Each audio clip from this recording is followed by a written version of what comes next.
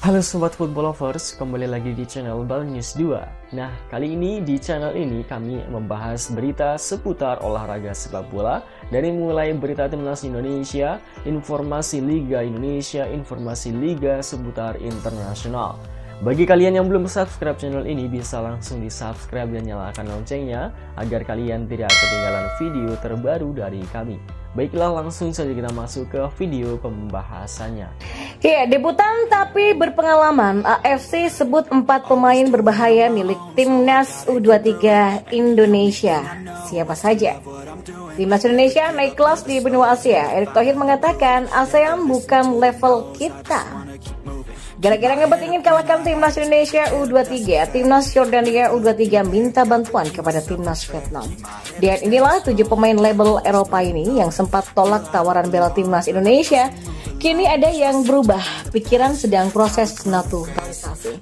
Berikut akan kami coba rangkum berita terbaru dan terhangat seputar Timnas Indonesia. Simak kabar selengkapnya di kanal Berita Bola hanya untuk Anda.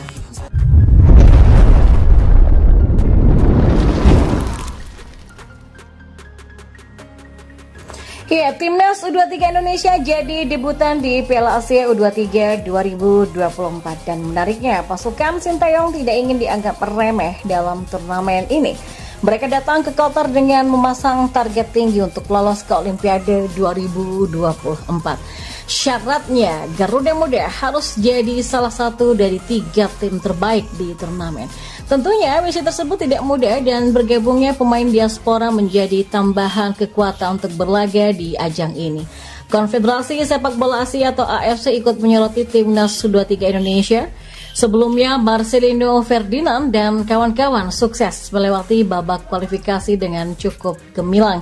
Mereka pun meraih 2 kemenangan saat berhadapan dengan Taiwan dengan skor 9-0 dan Turkmenistan dengan skor 2-0.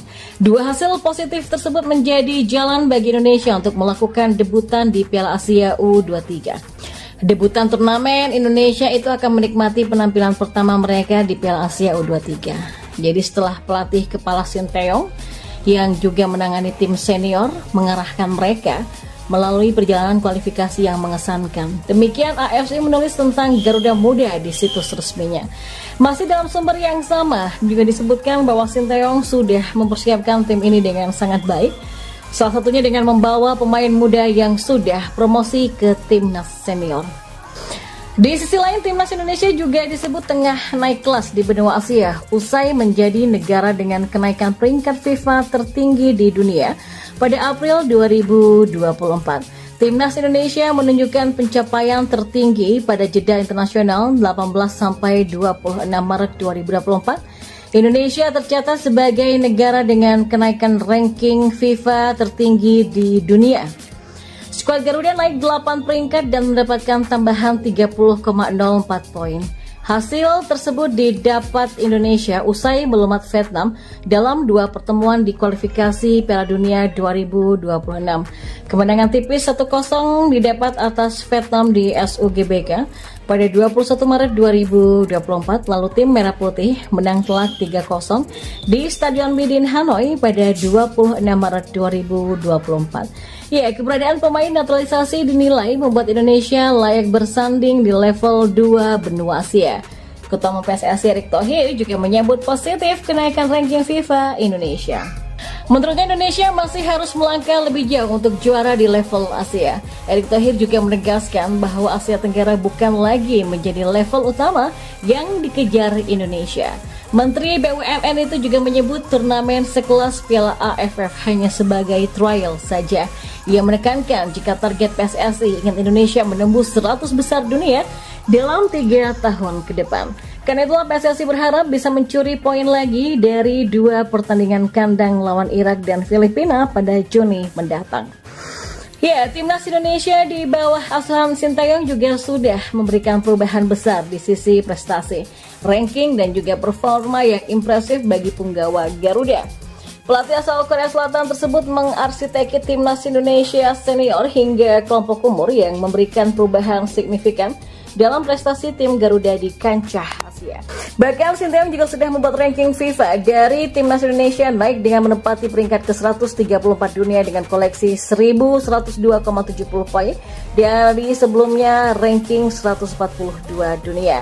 Sinteyong pun juga berhasil melahirkan pemain muda berbakat seperti Asnawi Mangkualam, Pratama Arhan sampai Marcelino Ferdinand. Hal itu pun efek positif dari potong generasi yang sudah dilakukannya. Seperti diketahui, Sinteyong masih terus berburu pemain keturunan Eropa dengan kualitas terbaik untuk memperkuat timnas Indonesia. Padahal Sinteyong sebelumnya sudah punya sejumlah pemain keturunan di timnas Indonesia dengan kualitas yang tidak kalah hebat. Sebut saja seperti Jordi Amat, Shani Patinama, Elkan Baggett, Ivar Jenner, Sandy Walsh, dan Rafael Struijk. Ya, perpaduan pemain lokal dan naturalisasi yang bahu-membahu terbukti juga bisa mengangkat prestasi timnas Indonesia. Seperti sebelumnya lolos ke babak 16 besar Piala Asia 2023, Sinteyong pun ditunjuk menjadi pelatih timnas Indonesia pada akhir tahun 2019 lalu dan kemudian diperpanjang kontraknya sampai Juni 2024. Ya, mengingat terdapat ajang Piala Asia 2023 dan kualifikasi Piala Dunia 2026 yang harus diikuti oleh tim Garuda. Di dalam perjalanannya menangani timnas Indonesia, Sinteyong banyak menjalani berbagai rintangan yang berat. Pelatih asal Korsel ini sempat mendapatkan penolakan dari sejumlah pemain keturunan, namun Sinteyong percaya bahwa hadirnya pemain keturunan bisa menambah kekuatan timnas Indonesia. Ya, mantan pelatih asal Korsel pada Piala Dunia 2018 ini pun lewat dukungan PSSI sampai terbang ke Eropa untuk memantau pemain yang sudah dibidik. Dan inilah deretan pemain keturunan yang sempat menolak tawaran membela timnas Indonesia. Siapa saja? Yang pertama, Miss Hilgers. Ya, Sinteyong jatuh hati atas kemampuan dari Miss Hilgers, namun kesulitan untuk melakukan proses naturalisasi ke pemain Twente FC, klub divisi pertama Liga Belanda ini. Ya, pemain berusia 22 tahun ini mengaku masih belum bersedia untuk menerima tawaran untuk berseragam timnas Indonesia. Sinteyong pun sudah meminta Miss Hilgers bergabung ke timnas Indonesia sejak tahun 2021 dari era ketua umum PSSI Iwan Bule. Kegagalan mendapatkan Miss Hilgers tidak membuat Sinteyong menyerah begitu saja. Ia pun mencari alternatif pemain keturunan lainnya dan akhirnya mendapatkan Jordi Amat. Miss Hilgers sebetulnya cukup tertarik untuk membela timnas Indonesia, tapi keluarganya justru tak merestui sang anak untuk pindah ke warga negaraan. Yang kedua ada Kevin Dix. Ya, Kevin Dix adalah bek kanan berumur 25 tahun yang memiliki darah Indonesia Belanda selanjutnya. Kevin tengah bermain di Eropa bersama klub Denmark yang bernama FC Copenhagen, di mana sebelumnya ia bermain dengan Fiorentina sejak tahun 2017. Kevin Dix sempat dilirik oleh PSSI di awal Februari 2022 silam, tapi sayang kabarnya Kevin menolak tawaran main bersama timnas Indonesia karena alasan keluarga. Yang ketiga ada Kelvin Verdong. Ya, calon pemain naturalisasi baru timnas Indonesia Kelvin Verdong merupakan bek kiri klub divisi pertama Belanda NEC Nijmegen. Dan baru-baru ini Kelvin Verdong mengkonfirmasi bahwa dia sedang menjalani proses naturalisasi untuk menjadi pemain timnas Indonesia. Lalu selanjutnya ada Ole Romeni. Nah, bomber milik FC Ultra ini digadang-gadang bakal segera dinaturalisasi untuk menambah daya gedor timnas Indonesia. Diketahui Ole yang masih berusia 23 tahun ini punya keturunan Indonesia dari sang nenek yang lahir di Medan, Sumatera Utara. Ole Romeni bahkan mengakui kalau dia sudah melakukan kontak dengan Ketua Umum PSSI Erick Thohir untuk kemungkinan tampil bagi skuad Garuda.